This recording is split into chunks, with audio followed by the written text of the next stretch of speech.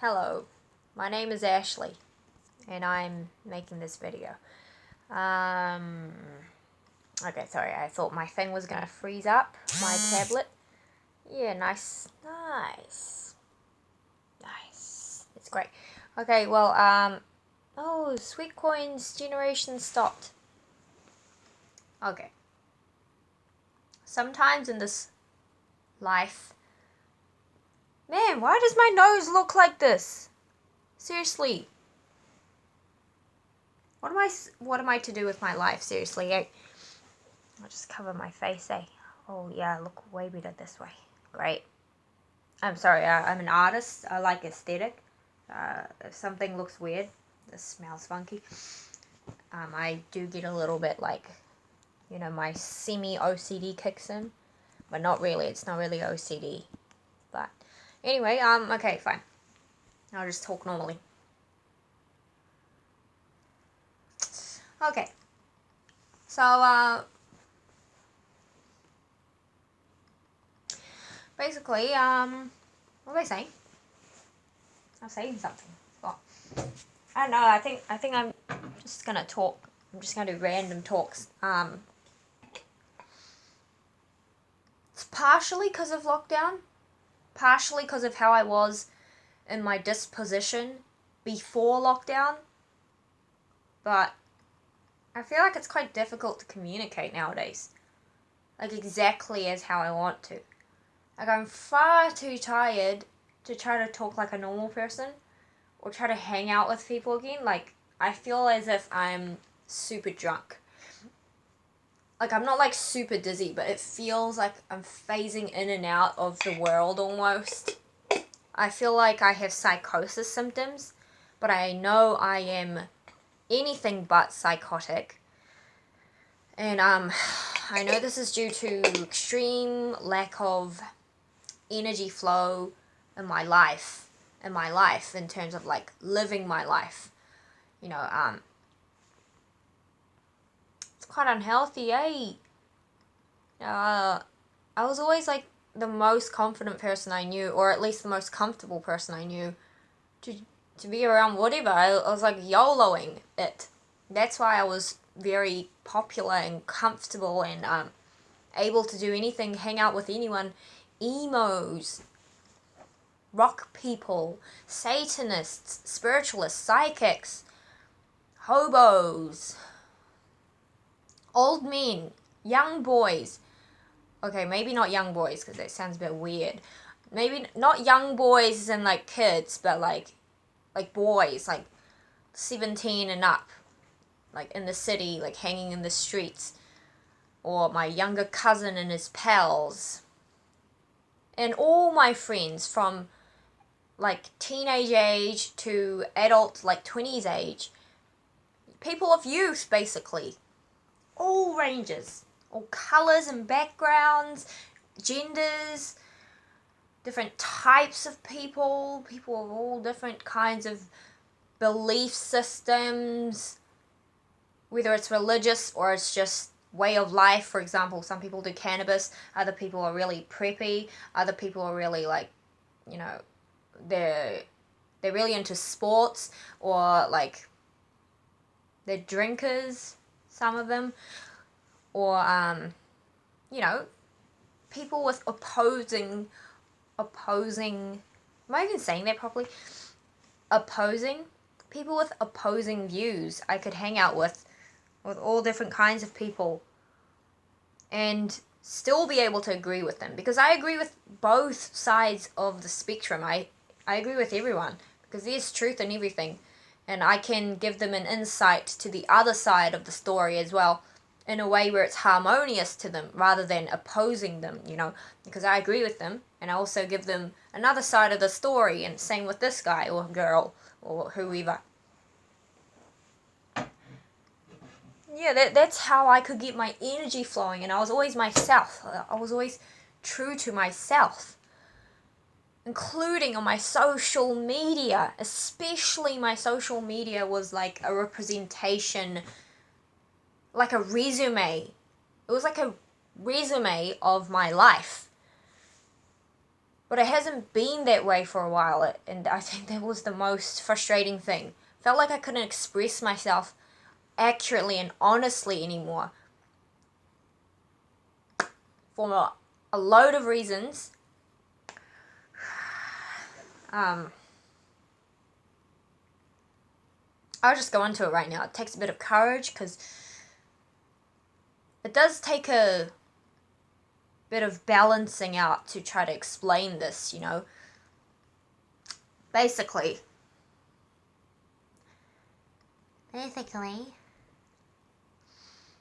when I was ill last year, since March 2019, I was unable to communicate clearly and as much as I wanted to. Even if I spoke clearly, it was difficult to speak as much as usual, that some people might even have assumed I was autistic because I wasn't speaking like a normal healthy person would. Trust me, I'm very, very talkative in a well-balanced manner normally. Not in like a hyper, out of control way. But during my illness, I couldn't speak much because I was really on the very edge of like over exasperating just by speaking more than a few words. I could feel it physically. You know, it was that bad. It was that severe. And right now it's taking me a lot of courage to even speak like this, to try to be more like animated, to be my true self, like I haven't been in a while. Like over a year maybe, to this level I mean. Normally if I try to look normal, I'm still withdrawing myself so that I don't overexert my energies. But right now this is actually me trying to give my all, despite feeling like fatigue and a little bit like drowsy, except awake. You know, it's kind of like being overtired. You know, when I go like this, I don't look like me. I look like I'm crazy. Like in the past, even if my eyes went wide like this, it was more like a focused wide, like. But right now, I feel like I'm looking crazy because of how I've lived all this time, including with lockdown on top of it. If the rest of the world is thinking isolation is hard, I've basically been in isolation on and off since March last year due to my health. So, you know, it really does take a toll on your, like, overall personage, is that the word? Overall character, personality, everything. Like, I think I know that the truth is, I still am me deep down inside, but I just am yet to unravel it accurately every single day. So maybe I'll start today, because I'm finally physically well enough. Maybe I'll start today to start being myself. Whereas before, I was holding back a lot because if I tried taking a step further, it was kind of like walking rehab. You know, if you were like a patient who was in a coma for like, let's say, 1 year, then you would need to start practicing how to walk again, right? But if you overdo it on your first day, it's going to have backwards reverse effects. Rather than walking forwards, metaphorically, rather than improving, you might actually hurt your chances a bit, or, you know, it might take you a bit longer to recover your legs for that day of overexerting until you can walk properly and until you can try to do the rehab again. See, just like now, like stuttering and cutting off, normally I wouldn't have done this. You know, I got so good at talking and expressing myself, socializing, and connecting with the world, including people, events, nature, everything. The systems of the world, like, you know, if you're at a church, you know how to behave. If you're at a fair, you know how to behave.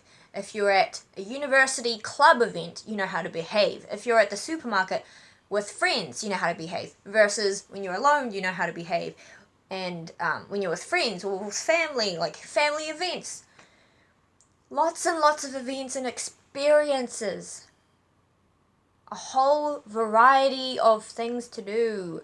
That was my life. I really love variety and adventure and fun. And my role was always to make sure everybody is having the best time possible. If some drama happened, like once when I was at a farewell party of my friends, a little bit of a small chaos happened where this girl was telling a bunch of people. All of a sudden, she stormed into the party a little bit depressed, emo looking, different from her usual upbeat self. So I was like trying to coax her, and she was being like, oh, like all annoyed and stuff. And I tried to get her trust, and I like reassured her, and then she kind of looked at me with like stunned eyes, like, oh, like she's actually getting me. I'm like, yeah, I won't judge you for being this way right now because you're being honest. I appreciate that, even though I don't really appreciate you being like annoyed at me. Like, I gotta be honest and look past that and like show you that I do care.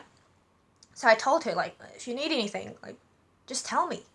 But like in a nicer way than how I look right now. Like, I don't know. I did it in a way that I know was helpful to her and like and myself, to be true to myself as possible, as much as possible. Yeah, I'm kind of like not finishing some points, but I'll get to it. Yeah. So I'll be like, you know, yeah, blah blah blah blah blah blah, huh? And then she'd be like, and then she stormed up to like a group of people that she used to know and like basically accused them of making her feel suicidal, and like she was like, you made me attempt suicide last year, and like said some other things. I didn't hear any of that. I just heard of it like after I reassured her, I kind of went back to the like party and like because she obviously wanted to be left alone, and another friend, in fact the friend whom the farewell party, that whole event was for, was coaxing her, and she was closer to her than I, so I left her to it. And then I was like, yeah, and talking to people, I was like, what about the cheesecakes? Because we all knew that there were 2 cheesecakes in the freezers, and like nobody was bothering to bring it out. Everyone was kind of like, yeah, going with the crowd, and me being the kind of impromptuous, is that a word? Impromptu person that I am, I like to change things up. I like to optimize events, experiences, bring some spark to it. So I was bringing back up that cheesecake conversation that we had been kind of on and off having throughout that whole party before that girl had shown up even. So, and then while I was walking around the place, kind of talking to people about the cheesecakes and some other things and just having a laugh, it was just like a casual laugh, because things were a little bit semi-awkward since she arrived. I'm not blaming her though, like, legit, it actually was. So I was just like, yeah, cool, and then I suddenly hear, like, okay, she stormed out of the house, and then I suddenly hear from some of the others that she had just stormed up to a group of people and said, like, all that stuff, like, oh, made me feel this way last year. Fair enough, I guess. I don't know what's going on, right? So I was just like, oh, all right, okay. Oh. And it was a little bit actual awkward now, like the atmosphere. Like everybody was having a good time, and suddenly we were kind of like I wasn't doing like a laughing face. I was kind of like trying to lighten up the mood a little. But yeah, there was like a guy that like we liked talking to, but he was kind of like, what just happened? What just happened? And he was like walking up to people, and I had enough courtesy for that friend who had that little go at that group of people that I wouldn't gossip about it, but I did still want to respect him. Like, he obviously wants to know what's going on. So I was just like, oh, she just went up to people. No, I forgot what I said, but I remember I said it in a way where he would get it, like kind of like, yeah, like, something. But also I wouldn't give away too much information. I remember I kind of just let it slide, like, so that he would kind of be like, oh, okay, like, that's all good. Get him into like a, well, that's all right kind of mood. Like a chilled out state of being once again. And then I went back into the house and I was like, you know what? What about that cheesecake? Like, I wasn't even like thinking too much about it in relations to what just happened, but I was just like, I just really want this cheesecake now. And then I got the 2 cheesecakes out, and I just started cutting it up, and I got some people to help me out and like pass them out on plates, and then I started handing it all out. Everyone was handing it out, and then everybody started like laughing again, like, oh yeah, we got cheesecake now, oh, and then started livening up the mood. And I didn't even think of it at that point how much of a superpower that is, until one of the many people there that I knew, that everybody knew, we all knew each other. It was Cathstock, a Catholic society club. Like, half of us weren't even religious, but we just liked being there for the people, the vibes, events, you know. Actually, no, it wasn't Cathstock, it was a party for that girl, but a lot of them was from Cathstock, because we normally had Cathstock events at that same venue, a university-owned house that people actually live in, who are part of Cathstock, and it's part of Cathstock, the event, the club, I mean, and we had a farewell party there. But anyway, yeah. So basically it was somebody's house, and yeah, so this guy, like, who is our friend, he was giving me like this very like warm smile, like he like looked up to me in that moment, and I was kind of like I just realized that he was thankful, and he thought I was a great person, that something chaotic just happened. You know, a girl kind of had a go at this party all of a sudden, and I just instinctually just wanted to, just naturally, wasn't even thinking about it like an actual thing, but I just naturally did something to liven up the mood, just because I do that every day for myself anyway, all the time. It's just secondhand nature to me. And he found that like really valuable, like a valuable quality to have in a person. And that's when I realized that, oh wow, I'm really important. Like, wow, this is my superpower. Like, I'm able to bring up the mood and, like, you know, change things. I didn't realize that I'm this powerful. And anyway, so this was a huge, big example that I droned on with, because I've been lacking sleep, I've been speaking too much, and time is running out. That's why I'm starting to wrap. But yeah, the other point that I was gonna finish earlier, well, you know, the end. That's the point. I guess I'll make another video on it. Thanks for watching. Bye.